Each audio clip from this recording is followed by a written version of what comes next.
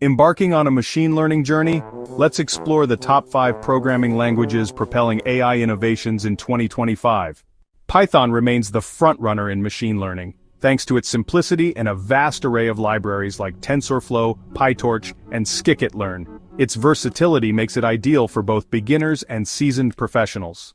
Tailored for statistical analysis, R excels in data visualization and modeling. With packages like ggplot2 and caret, it's a favorite among data scientists and researchers. Java's robustness and scalability really make it a top choice for large-scale machine learning applications, especially in enterprise environments. And libraries like Weka and Deep Learning 4J, they totally enhance its capabilities, giving developers the tools they need to build powerful AI solutions. When performance is absolutely critical, C++ truly stands out. It's like the ultimate go-to for real-time systems and applications that demand high-speed computations. Pretty impressive, right? JavaScript, bringing machine learning to the web, with libraries like TensorFlow.js, is just amazing.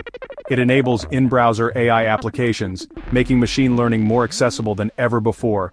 It's a game changer, really. At the end of the day, choosing the right language really depends on your project needs and goals.